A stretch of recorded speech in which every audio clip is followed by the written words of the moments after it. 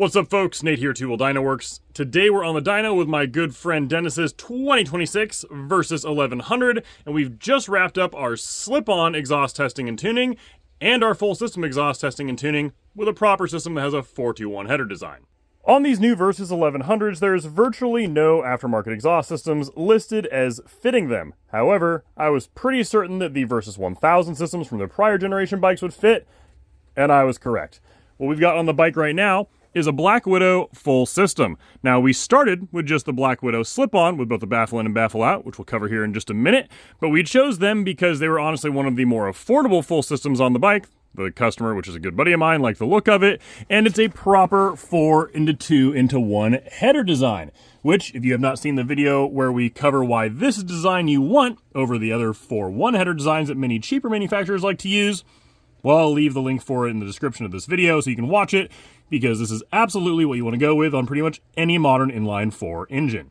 Now, before we dive into the performance improvements that a slip-on and a full system provide for these bikes, with proper tuning in place, let's just quickly cover where the bike started in bone stock trim, and then with our custom ECU mapping in place with the stock exhaust still installed, so we just have a place to go ahead and start from, so we can accurately compare the output of the bike now versus the way you roll it off the showroom floor when you buy one.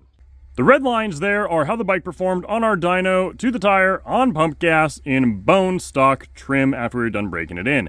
Made 122 horsepower, just under 77 pound-feet of torque, and it leaves quite a bit to be desired at the very top end of the rev range. They chop off the revs very early on these bikes. We dive really deep in the very first video we posted of our testing and tuning on this bike for all of the huge improvements that we make with our tuning on these bikes, because really this dyno graph does not do it justice. But I'm not going to get into that today. Again, if you have not seen that video already, definitely go watch it if you've got one of these bikes, because there's a lot more than just this graph to understand. But you can see that at wide open throttle, the blue line is the stock bike with our custom tuning in place. No physical changes made to it whatsoever, all just tuning. You pick up 5 horsepower at the top end.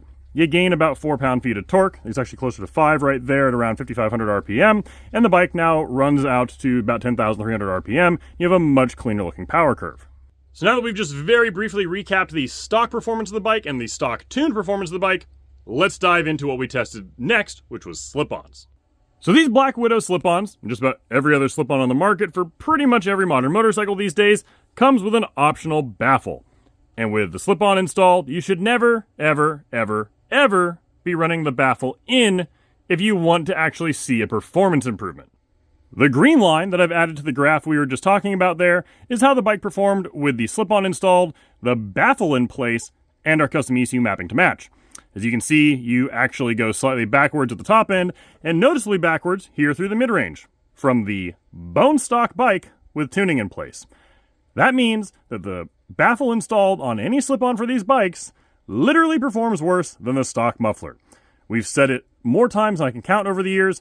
Just do not run a baffle in a muffler on any high-performance inline 4 motorcycle engine if you actually want it to flow properly, because that's what you're going to get. But with the baffle out of the slip-ons for these bikes, there is significant performance improvements to be had, especially at the top end of the rev range. This time, the green line on the graph is the slip-on installed with our custom ECU mapping in place for the baffle being out.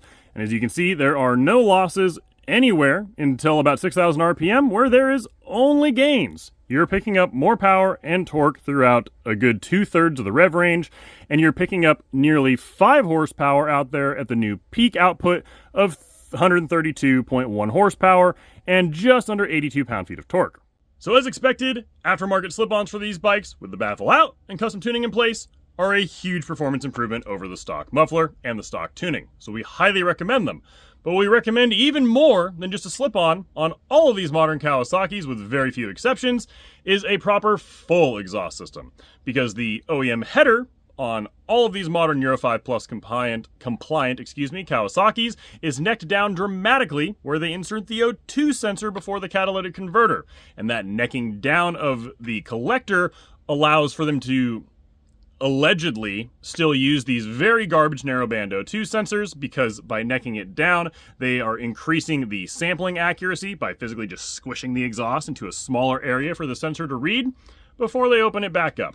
And that necking down of the collector sucks for performance. So if you ditch the stock header, not only are you getting rid of the catalytic converter, which is a massive heat sink on these bikes, but you're also freeing up a lot more airflow.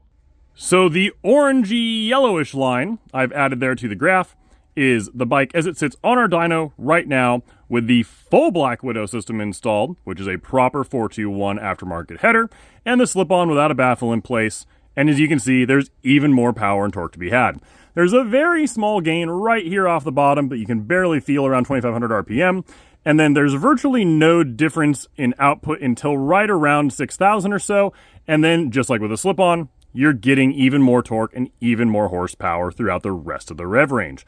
Peak output now is about 136 and a quarter to the tire on pump gas and just under 83 pound-feet of torque, with a torque curve that looks pretty much how I expected it to from what we've already seen on the Ninja 1100s. Now, for those of you expecting to see closer to 140 wheel horsepower, I actually was too, until I look at the OEM tire, see how much of a flat profile it has, and how much it's really just kind of dragging on the roller that's on the dyno, where you're actually measuring horsepower.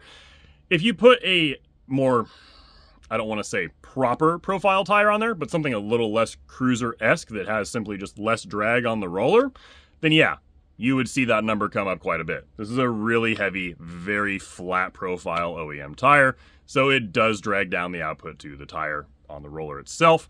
But as far as the fuel trims I've had to make on this bike versus the Ninja 1100, they're virtually identical for a 421 system, so I know that from an airflow standpoint, it's doing exactly what I'd expect it to.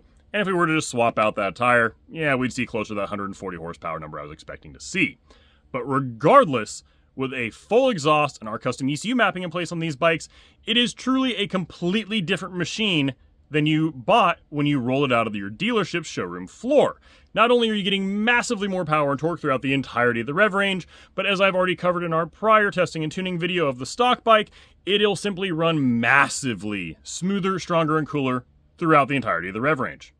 And just to highlight how dramatic the transformation is in a wide open throttle scenario, which is really all a dynograph is any good at actually displaying, you can see this for yourself much more clearly now that we've sort of cleaned up this graph. The red line is exactly as it was this entire time, the bike in 100% bone stock trim, and the yellowy orangish line, whatever color you want to call that, is the bike as it sits right now on our dyno. With a full exhaust and our custom ECU mapping in place, you gain a little bit off the bottom, but then from about 5,000 RPM all the way to the limiter at wide open throttle, there is just big horsepower and torque gains to be had everywhere. Right out there at the new peak output of around 9,500 RPM, you're actually gaining almost 17 horsepower and 9 pound-feet of torque, with the mid-range torque gains being right about 6 pound-feet, which is huge on a motorcycle, and you absolutely feel it. The bike is just now massively more fun to ride than it ever was off the showroom floor.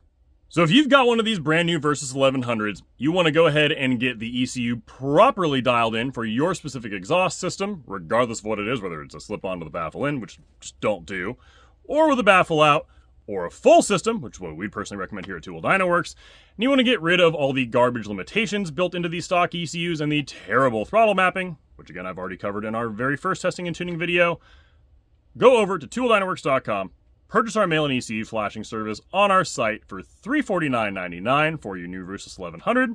Ship us your ECU, and we'll get it flashed and shipped right back out to you the very same day we receive it. And as always, if you have any questions whatsoever about one setup versus another on these bikes or just tuning in general for them, please do not hesitate to email us at support@twowheeldynoworks.com. I personally answer any and all tech support questions every single day we're open here at the shop, and both myself and my staff are always truly happy to help.